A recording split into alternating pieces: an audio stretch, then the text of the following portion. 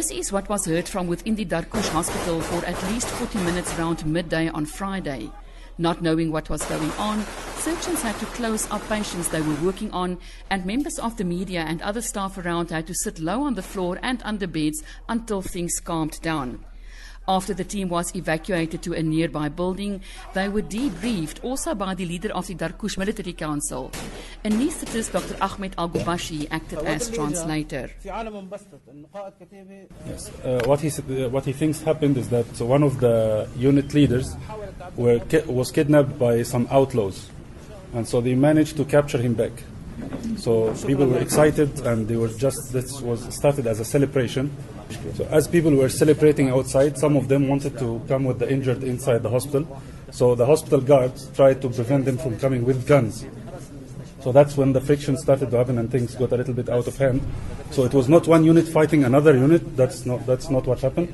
It's just what happened that the people who were celebrating tried to go into the hospital with their guns. So they tried to prevent them from doing that. And he promises that this will never ever again. Nobody will come in the hospital again with guns. That's history. This past weekend, however, also had its moments of stress and uncertainty with sporadic shelling around Darkush. What seems like a mortar hit was in fact less than 100 meters from the very safe place the team was taken to on Friday. Around 7 in the evening local time, the first round of shelling was heard. Come. Running out into the street in front of the hospital, we could see smoke on the mountain southwest of Darkush. More explosions were heard in next hours, but no casualties were reported or brought in for treatment. Team members were, however, not taken to the normal venue for supper, and food were brought to the hospital. It was during this time that locals arrived with pieces of shrapnel, reporting the hit very close to the restaurant. Close to midnight, another explosion was heard, this time very close.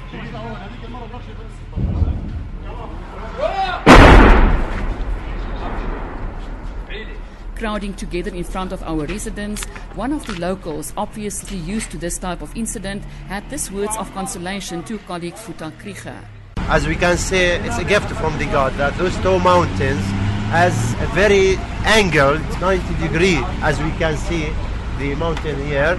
It's very cliff, and the other one is very cliff, and the valley is narrow. That give us a normal protection from the shields. Otherwise, the regime will try to destroy it, but God will forbid it. These explosions, yes. Where are they coming from? They came from Jisr al-Shughur and Mhambel. How far from here?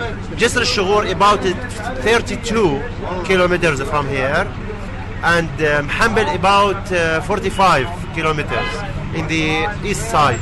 Those explosions that we heard, how far did they fall from? It differs, but it's less than 1 kilometer, 500 meters. This area can't be reached by rockets or pumps because of its natural characteristics. But what about downtown Darkush? Yes, down there in Darkush, some of the streets in the town can be get bumped, and it might be get bumped now.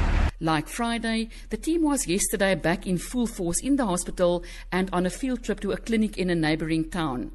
Team leader Dr. Imtiaz Suleiman says this is the best mission ever deployed abroad. The best medical mission ever, in my own assessment. 46 medical personnel, or 46 different temperaments, all working like one machine. Nobody feels himself better than the next one. No ego. A gynecologist seeing male patients, a pediatrician seeing adults, a dietitian working as a theatre nurse, doctors interchanging each other.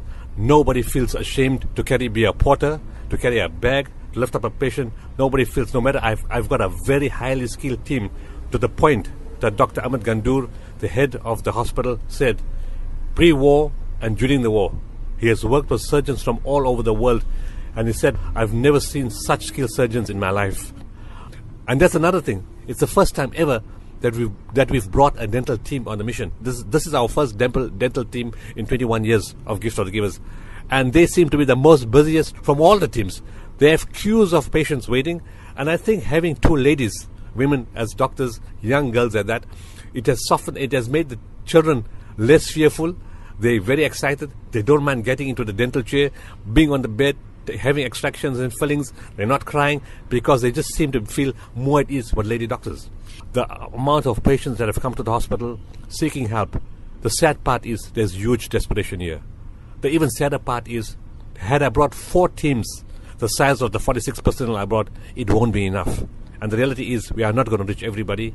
Like this city, there are many more cities, even bigger ones, with more need for medical care, but unfortunately we cannot reach them. That was Dr. Imtiaz Suleiman, founder of the South African humanitarian relief organisation Gift of the Givers. The team is returning to South Africa at the end of this week. I'm Janine Kutzer reporting from Darkush in northern Syria.